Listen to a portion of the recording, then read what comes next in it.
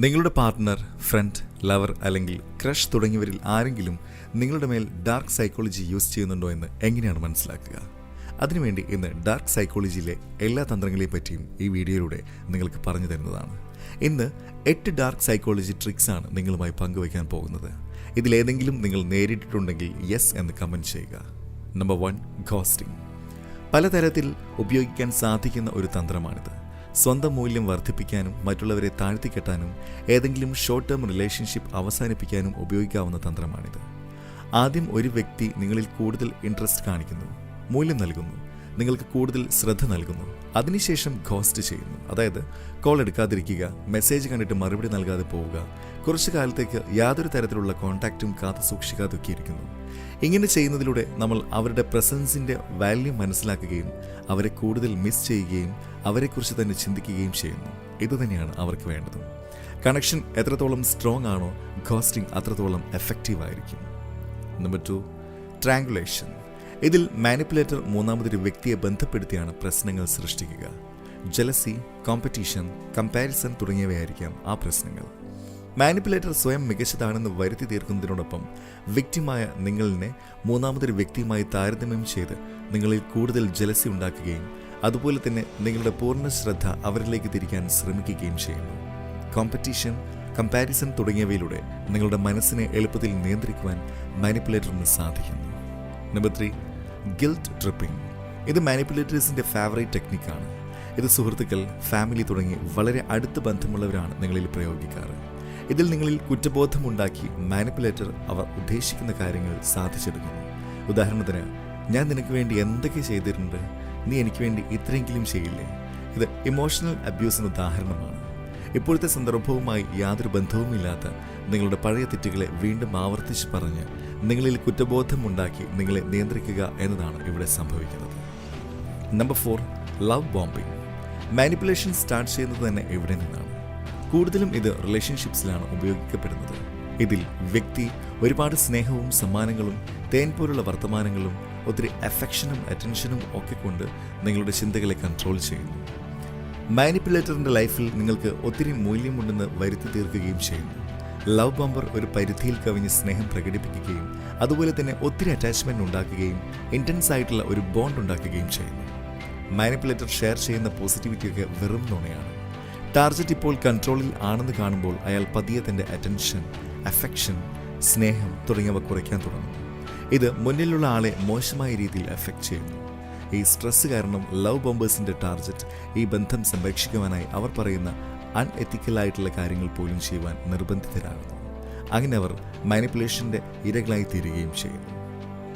Number 5, isolation. Love bombers അവരുടെ ഇരകളെ സ്നേഹം നടിച്ച് വലയിലാക്കുകയും വിക്ടിംസിൽ താനല്ലാതെ മറ്റാരും അവരെ സ്നേഹിക്കുന്നില്ല എന്ന ചിന്ത വരുത്തുകയും ചെയ്യുന്നു. അങ്ങനെ മാനിപ്പുലേറ്റേഴ്സ് വിക്ടിംസിനെ അവരുടെ കുടുംബത്തിൽ നിന്നും സുഹൃത്തുക്കളിൽ നിന്നും അകറ്റുന്നു. വളരെ ചെറിയ പ്രായത്തിൽ മാതാപിതാക്കളെ ഉപേക്ഷിച്ച് വീട് വിട്ടുപോകുന്ന ആളുകൾക്ക് സംഭവിക്കുന്നതും ഇതാണ്. എല്ലാവരിൽ നിന്നും അകറ്റപ്പെടുന്നതിലൂടെ വിക്ടിംസിൻ്റെ മാനിപ്പുലേറ്ററിലുള്ള ഡിപ്പെൻഡൻസി വർദ്ധിക്കുന്നു. മാനിപ്പുലേറ്റർ ഇല്ലാതെ വരുമ്പോൾ അവരുടെ സപ്പോർട്ട് ചെയ്യാൻ ആരുമില്ലാത്ത അവസ്ഥയുണ്ടാകുന്നു. ഇത് വലിയ രീതിയിൽ മുതലെടുക്കപ്പെടുകയും ചെയ്യുന്നു. Number 6, silent treatment. പ്രധാനമായും ഇത് റിലേഷൻഷിപ്സിലാണ് കാണപ്പെടുന്നത്. എന്നാലും ജോലി സ്ഥലത്തോ സുഹൃത്തുക്കൾക്കിടയിലും നിങ്ങൾക്ക് ഇതൊക്കെ നേരിട്ടെന്ന് വരാം. ഇതിൽ മാനിപ്പുലേറ്റർ വിക്ടിമിൻ്റെ എക്സിസ്റ്റൻസ് തന്നെ ഇല്ലാത്ത രീതിയിൽ പെരുമാറാൻ തുടങ്ങുന്നു. അവർ പറയുന്ന കാര്യങ്ങൾ ശ്രദ്ധിക്കാതിരിക്കുക, ഒരേ മുറിയിൽ അല്ലെങ്കിൽ ഒരുമിച്ച് ഒരേ കാര്യങ്ങൾ ചെയ്യുമ്പോൾ പോലും അവരുമായി ഐ കോൺടാക്റ്റ് ഒഴിവാക്കുക തുടങ്ങിയവയാണ് സംഭവിക്കുന്നത്. ഇത് ഗോസ്റ്റിംഗ് പോലെയാണ് പ്രവർത്തിക്കുന്നത്. Number 7, gas lighting. ഇതിന് ഏറ്റവും കൂടുതൽ ഉപയോഗിക്കപ്പെടുന്ന ഡാർക്ക് ടെക്നിക് എന്നും പറയാം. വിക്ടിമിൻ്റെ മനസ്സിനെ പൂർണ്ണമായും നിയന്ത്രിക്കുവാനായി മാനിപ്പുലേറ്റർ ഉപയോഗിക്കുന്ന ഒരു തന്ത്രമാണിത്. സ്വന്തം മാനസിക സ്ഥിരത വരെ നഷ്ടപ്പെടുന്ന രീതിയിൽ ഇരയെ എത്തിക്കാൻ കഴിവുള്ള ഒരു തന്ത്രമാണിത്. ഇതിലൂടെ അവർ സ്വന്തം ബുദ്ധി ഉപയോഗിക്കാൻ പോലും മറന്നുപോകാം. അതുമാത്രമല്ല, മെൻ്റലി അൺസ്റ്റേബിൾ ആവുകയും ചെയ്യുന്നു. ഇതിൽ മാനിപ്പുലേറ്റർ ഇരയ്ക്ക് ചുറ്റും ഒരു ഫാൾസ് നറേറ്റീവ് സെറ്റ് ചെയ്യുന്നു. പലതവണ ഇരയുടെ കാഴ്ചപ്പാടിനെ തന്നെ തെറ്റായ രീതിയിൽ മാറ്റുകയും ചെയ്യുന്നു. ഇത് ഒരു നീണ്ടകാലം തുടരുന്ന പ്രോസസ്സാണ്. ഈ രീതിയിലൂടെ മാനിപ്പുലേറ്റർ ആളുകളുടെ ഉള്ളിലുള്ള ആത്മവിശ്വാസത്തെ പോലും നശിപ്പിച്ച് കളയുന്നു. അതോടൊപ്പം തന്നെ വിക്ടിമിൻ്റെ ഉള്ളിൽ താൻ മറ്റുള്ളവരിൽ വളരെയധികം ഡിപ്പെൻഡൻ്റ് ആണെന്നും അവർക്ക് സ്വയം ഒരു നിലനിൽപ്പ് പോലുമില്ലെന്നുമുള്ള ചിന്ത വരുത്തി തീർക്കുന്നു. അങ്ങനെ അവർ സ്വന്തം നിലനിൽപ്പിനെ ചോദ്യം ചെയ്തു തുടങ്ങുകയും ചെയ്യുന്നു. അങ്ങനെ ആ വ്യക്തി എക്സിസ്റ്റൻഷ്യൽ ക്രൈസിസിലേക്ക് കടക്കുകയും അതിലൂടെ അവരെ നിയന്ത്രിക്കുക എന്നത് മാനിപ്പുലേറ്ററിനെ സംബന്ധിച്ച് വളരെയധികം എളുപ്പമുള്ള ഒരു കാര്യമാവുകയും ചെയ്യുന്നു. 1938 ഒരു നാടകമായ ഗ്യാസ് ലൈറ്റിൽ നിന്നുമാണ് ഗ്യാസ് ലൈറ്റനിങ് എന്ന വാക്കുണ്ടാകുന്നത്.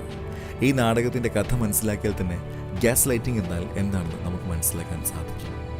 ഭർത്താവായ ജാക്ക് ഭാര്യയായ ബെല്ലയിൽ അവൾ ഭ്രാന്തിയാണെന്ന ചിന്ത ഉണ്ടാക്കുന്നു. എന്നാൽ പതിയെ പതിയെ അവൾ അത് അംഗീകരിക്കുകയും ചെയ്യുന്നു. കാരണം ബെല്ലയെ അലട്ടുന്ന തരത്തിലുള്ള പല കാര്യങ്ങളും ജാക്ക് അവൾ അറിയാതെ ആ വീട്ടിൽ ചെയ്യുന്നുണ്ടായിരുന്നു.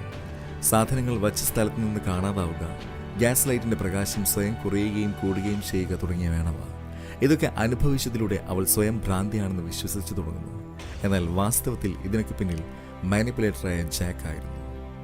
Number 8, playing on insecurities. Manipulator ഇരയുമായി ഒരുപാട് കാലം ഇടപഴകിയിട്ടുണ്ടാകും. ഈ കാലയളവ് കൊണ്ട് ഇരയുടെ ദൗർബല്യങ്ങളും ഇൻസെക്യൂരിറ്റീസും ഒക്കെ മാനിപ്പുലേറ്റർ മനസ്സിലാക്കിയിട്ടുണ്ടാകും. അവരുടെ ഈ ഭയത്തെയും ഇൻസെക്യൂരിറ്റീസിനെയും ഒക്കെ എക്സ്പ്ലോയിറ്റ് ചെയ്യുകയും അതിലൂടെ ഇരയിൽ അൺസർട്ടൈൻ ഫീലിംഗ് ഉണ്ടാക്കുകയും ചെയ്യുന്നു. കാരണം ആത്മവിശ്വാസമില്ലാതിരിക്കുന്ന ഇരയെ നിയന്ത്രിക്കുന്നത് മാനിപ്പുലേറ്ററിനെ സംബന്ധിച്ച് വളരെയധികം എളുപ്പമുള്ള ഒരു കാര്യമായി തീരും. മാനിപ്പുലേറ്റർ നിങ്ങളുടെ ഉള്ളിലെ ഭയം ഒരിക്കലും മാറാൻ അനുവദിക്കില്ല. അവൻ നിങ്ങളുടെ കുറവുകൾ മാത്രം ചൂണ്ടിക്കാണിച്ച് നിങ്ങളെ നിരുത്സാഹപ്പെടുത്തുകയാണ് ചെയ്യുക. ഇരയുടെ ഇൻസെക്യൂരിറ്റീസിനെ മാനിപ്പുലേറ്റർ തൻ്റെ ശക്തി വർദ്ധിപ്പിക്കാനായി ഉപയോഗിക്കുന്നു. ഇവയാണ് ആ 8 ഡാർക്ക് സൈക്കോളജി ടാറ്റിക്സ്. ഇവയിൽ എത്ര എണ്ണമാണ് നിങ്ങൾക്ക് നേരിട്ടുള്ളതെന്ന് കമൻറ്റ് ചെയ്യുക.